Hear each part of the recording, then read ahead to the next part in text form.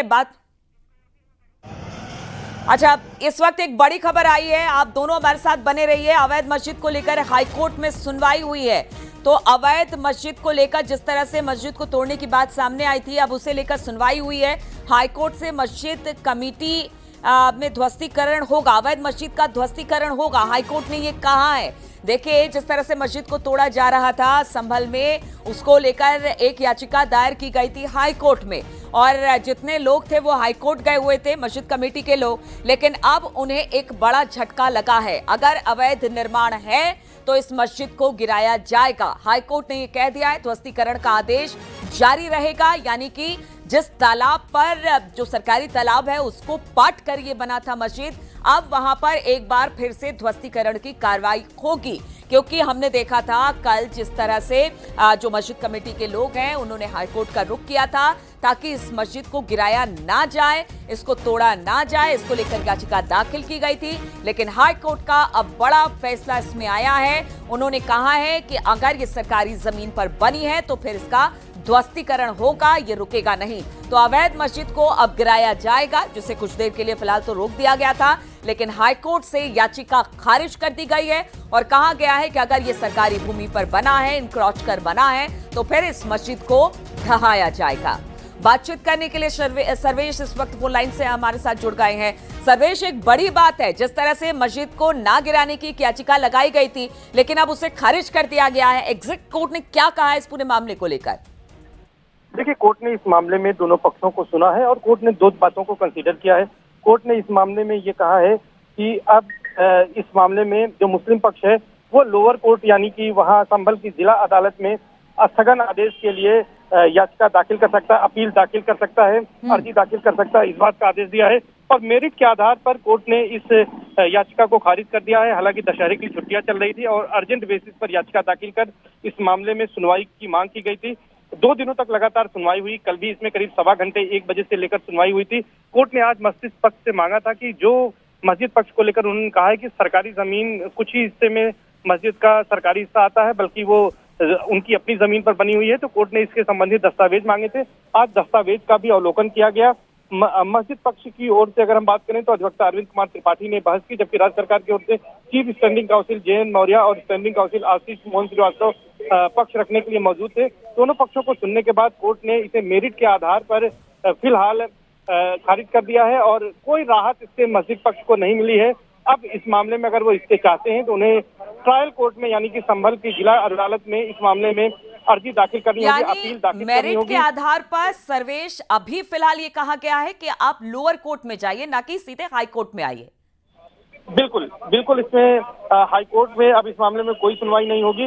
दरअसल ये पूरा मामला मैं आपको बता दूं कि संभल की जो मसाजिद शरीफ गोसुल बारा रामा बुजुर्ग मस्जिद है, उसके मुतवल्ली मिंजर के ओर से याचिका दाखिल की गई थी और इसमें यह कहा गया था याचिका में नहीं, हमारा मकसद जाने के रोकने का क्या मकसद है, हमें बताएं क्या आधार क्या है, किस वजह से रोकना चाहते हैं। पहले कहा गया था उनको भी रोक दिया गया है, लखनऊ में भी।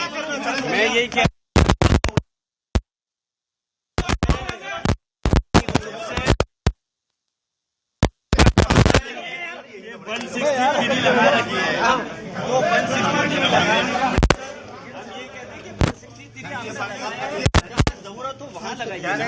अगर यहाँ पे हालात सामान्य है तो फिर अब जरूरत क्या है 163 की। अच्छा, राया बुजुर्ग में जो मस्जिद डेमोलेशन किया जाता है, हाईकोर्ट ने याचिका खारिज कर दी, क्या कहना चाहेंगे? याचिका खारिज कर दी गई। एक आप हमारे पत्रकार बंधु कह रहे हैं कि खारिज कर दिया, एक साहब कह रहे हैं कि अभी आदेश आया है, अभी आदेश आ जाए। अभी तो मुझे जानकारी में नहीं आया कि माननीय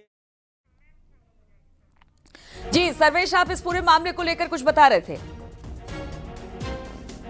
मैं सुन रहा था कि खारिज और निस्तारित का मामला है, बेसिकली इसे डिसमिस किया गया है, खारिज ही किया गया है मेरिट के आधार पर। नहीं तो एक बात बताइए, मेरिट के आधार पर इसे डिसमिस किया गया है, यानी याचिका को कहा गया है कि अब आप सीधे हाईकोर्ट ना आइए, आप जिला कोर्ट पहले जाइए।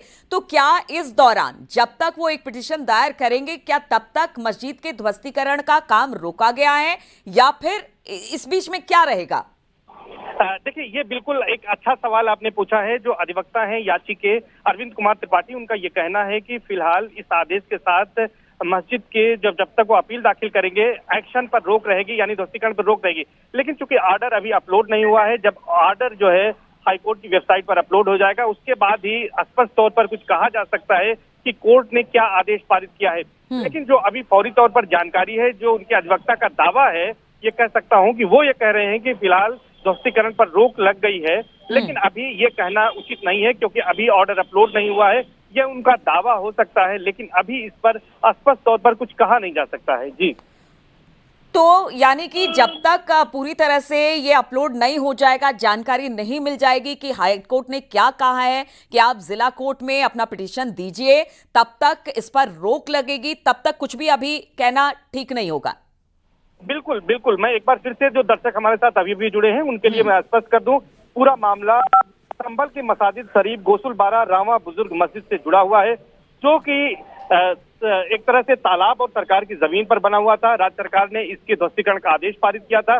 2 अक्टूबर गांधी जयंती के मौके पर इसके ध्वस्तीकरण की कार्रवाई शुरू की गई। इस मामले में मस्जिद पक्ष की ओर से और इसके मुतवल्ली की ओर से यहाँ पर एक याचिका इलाहाबाद हाईकोर्ट में दाखिल की गई मुतवल्ली मिंजर की ओर से, और इसमें ये अपील की गई कोर्ट से कि इस मामले में हस्तक्षेप करे और अर्जेंट बेसिस पे इसकी सुनवाई करे, और इसमें जो बारात घर है, अस्पताल है और मस्जिद है, इनके ध्वस्तीकरण पर रोक लगाई जाए।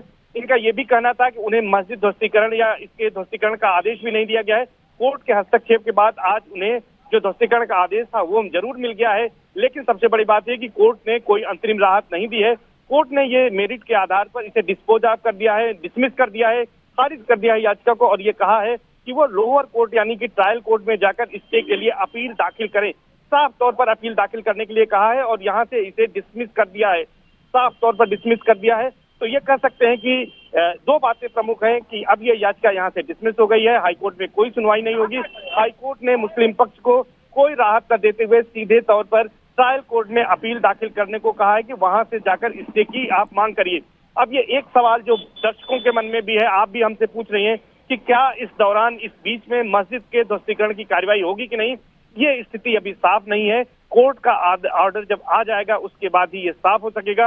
हालांकि जो अधिवक्ता हैं मुस्लिम पक्ष के, मस्जिद पक्ष के अरविंद कुमार त्रिपाठी, उनका ये दावा है कि उनके इस आदेश के जरिए इस पर रोक लगी हुई है और जब तक वो अपील फाइल करेंगे तब तक उस पर रोक रहेगी। लेकिन अभी स्थिति स्पष्ट नहीं है। जी, बिल्कुल स्पष्ट नहीं है, लेकिन अगर जिस तरह से अगर मुस्लिम पक्ष के अधिवक्ता की बात की जाए, उनकी अगर हम माने तो हम ये मान के चले कि फिलहाल तो अगर रोक लगती है मस्जिद को तोड़ने पे, जब तक पिटीशन और फिर उस पर सुनवाई नहीं होती लोअर कोर्ट में, तब तक तो राहत है। देखिए, अगर ऐसा है तो राहत माना जा सकता है, लेकिन हाँ। फिलहाल चूंकि कोर्ट ने इस याचिका को डिसमिस किया है, सबसे बड़ी बात यह है, तो डिसमिस किया है मेरिट के आधार पर, तो ऐसे में राहत की उम्मीद कम है। जो लोग भी कोर्ट की रिपोर्टिंग करते हैं, कोर्ट के बारे में जानते हैं, अगर कोर्ट ने रिलीफ दिया होता तो डिसमिस नहीं करता, फिर उसको डिस्पोज ऑफ किया जाता है। यहाँ पर मैं दर्शकों को बता दूं कि अगर किसी तरह की रिलीफ देनी होती तो कोर्ट उसको डिस्पोज ऑफ करता है, न कि डिसमिस करता। दोनों में बहुत फर्क होता है कि डिसमिस करना यानी कि खारिज करना और डिस्पोज ऑफ करना मतलब निस्तारित करना। तो इसको डिसमिस किया गया है, यानी कि इसे जो है खारिज कर दिया गया है। तो ऐसे में मुझे लगता है कि राहत की उम्मीद कम है। जी, चलिए, राहत की उम्मीद कम है। हालांकि कोर्ट के वर्डिक्ट का इंतजार रहेगा, एग्जैक्ट वर्डिक्ट इस पर क्या आया है, लेकिन फिलहाल तो यही है कि जो मस्जिद को लेकर जो मुस्लिम पक्ष हाईकोर्ट की तरफ गया था, उस याचिका को खारिज कर दिया गया है। कहा गया है लोअर कोर्ट में जाइए, वहां पर एक याचिका दाखिल कीजिए। अब इसके बाद देखना होगा कि क्या मस्जिद ध्वस्तीकरण का काम एक बार फिर से शुरू होगा या फिर जब लोअर कोर्ट में याचिका लगेगी, सुनवाई होगी, उस दौरान क्या होगा, उस पर भी हमारी नजर बनी रहेगी। बहुत बहुत शुक्रिया आपका सर्वेश, हमारे साथ जुड़ने के लिए, तमाम जानकारी हम तक पहुंचाने के लिए।